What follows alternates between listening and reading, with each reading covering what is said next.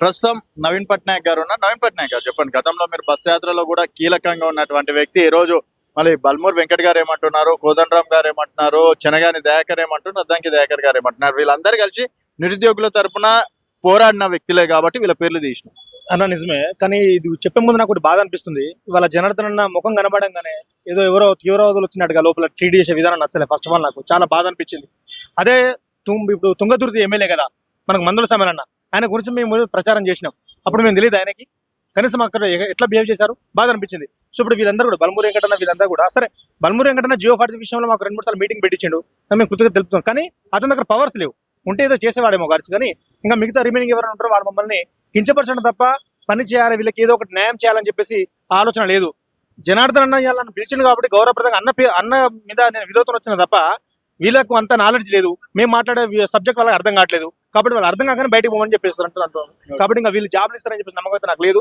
కానీ వీళ్ళ మీద నమ్మకం లేకపోయినా కూడా దీన్ని ఒక పట్టుదలతోని అన్న నిరంతర పోరాటం చేస్తున్నా చూసినా, దానికి నేను అన్నకు ఫస్ట్ హ్యాట్సాట్ చూస్తున్నా. ఈ కాంగ్రెస్ నాయకులు కాదు. నవీన్ అన్న, ఇదే ఉస్మానియా గడ్డ పైన రేవంత్ రెడ్డి గారు మాకు నిరుద్యోగులు ఉద్యోగాలు వద్దు అంటూ ధర్నాలు చేస్తున్నారు అని చెప్పేసి ఇప్పటికీ ఒక 5-6 సందర్భాల్లో చెప్పడం అనేది జరిగింది. ఒక సీఎం ఆ విధంగా చెప్తే మీరు ఏందండి ఈ విధంగా ఇట్లా చెప్తున్నా? ఆ మాటకు నా సమాధానం ఏంటంటే, ఇక్కడ కూడా దుకాణం పెట్టుకుంటూ వచ్చిన గిరాకీ మరిపోయిందట అన్న. అట్టున్నది ముచ్చట. ఆయన ఒక గౌరవ ముఖ్యమంత్రి హోదా ఉండి ఆ మాట మాట్లాడతారా? మరి మేము ఎందుకు అంతగానో అక్కడ చిక్కడపల్లి లైబ్రరీలో కానీ ఉస్మానియా యూనివర్సిటీ కానీ అక్కడ ధర్నా చౌక్లో కానీ ఎందుకు మేము అట్లా ప్రెస్ మీట్ పెట్టి మరీ మాట్లాడుతున్నాం? అంటే మా వెనక ఎవరున్నారని చెప్పాలి కదా అన్న. ఎవరు మాకు అంత అవసరం లేదన్నా.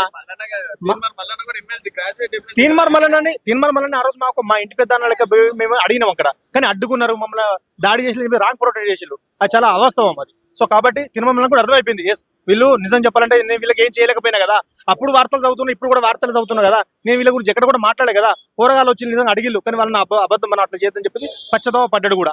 సో కాబట్టి వీళ్ళు కూడా కాంగ్రెస్ నాయకులు కూడా ఖచ్చితంగా పశ్చాత్తాప పడే రోజులు దగ్గరలోనే ఉన్నాయన్న. మమ్మల్ని ఇలా వాళ్ళు ఎంతైతే మోసం చేస్తున్నారో దానికి గుణపాఠం ఖచ్చితంగా మేము చూపిస్తాము. ఖచ్చితంగా ప్రభావం ఉంటది. ఆ ప్రభావం ఉంటేనే కదా ఇప్పుడు స్థానిక ఎలక్షన్ అంతా ఇంకా డిలే అవుతున్నాయి. ఖచ్చితంగా ప్రభావం చూపిస్తాము. ఎక్కడ కూడా వీళ్ళకు అంటే జాబ్ క్యాలెండర్ కనుక ఇవ్వకుండా వీళ్ళు కనుక ఎలక్షన్స్ కనుక నిర్వహిస్తే ఖచ్చితంగా వీళ్ళకి ఒక సీట్ కూడా రాదు. అసలు ఎవరు కూడా సర్పంచులు వీళ్ళ కాంగ్రెస్ వాళ్ళు గారు ఎవరు గారు, జెడ్పీటీసీ గారు ఎవరు గారు. సో కాబట్టి తప్పకుండా జనార్దన్ ఇంతకుముందు చెప్పినట్టుగా ఇవన్నీ డిమాండ్ నెరవేర్చు, మాకు జాబ్ నోటిఫికేషన్స్ ఇవ్వాలి, ఖచ్చితంగా మాకు న్యాయం చేయాలి. లేకపోతే మాత్రం ఎవరైతే మా వెనకాల బీఆర్ఎస్ బీజేపీ అని అంటున్నారో మేము వాళ్ళ దగ్గర పోయి కూడా అడుగుతాం. ఇప్పుడు మేము మాట్లాడిన పాపానికి మీ పేరు చెప్తున్నారు, మరి దీనికి సమాధానం మీరు చెప్తారా, వాళ్ళు చెప్తారా? వాళ్ళని కూడా అడుగు అవకాశాలు ఉంటాయి అన్న. మాది చిన్న బతుకులు, మాకు అలాంటి ఆలోచన ఇప్పుడు ఏం లేదన్న. మాకు మొత్తం మేము సకల పోరాటం చేసేది మాకు ఉద్యోగ అవకాశాలు ఇవ్వాలని చెప్పేసి మాత్రమే తప్ప ఇంకోటి ఏం లేదు. ఇంకోటి నుండి మేము ఎందుకన్నా వీళ్ళ చుట్టూ తిరుగుతాం? మాకు అంత కెపబుల్ లేదా? మేము ప్రెస్ మీట్ పెట్టి ఒక్కసారి మాట్లాడితే ఉన్నటువంటి ఫారెన్ లో ఉన్నటువంటి మన వాళ్ళు ఎవరైనా ఉండండి ఎన్ఐ వాళ్ళు మాకు హెల్ప్ చేయలేరా? మేము చేయాలనుకుంటే ఆ రకంగా మాకు అంత అవసరం లేదు. మాకు ఇంకా చాలా భవిష్యత్తు ఉంది. మేము ఫస్ట్ ఉద్యోగం కొట్టుకోవాలి, మా బాధ్యత అదొకటే. వేరే వాళ్ళు అనుకున్నట్టుగా వాళ్ళ గొంతెమ్మ కోరికలు మాకేం లేవన్నా.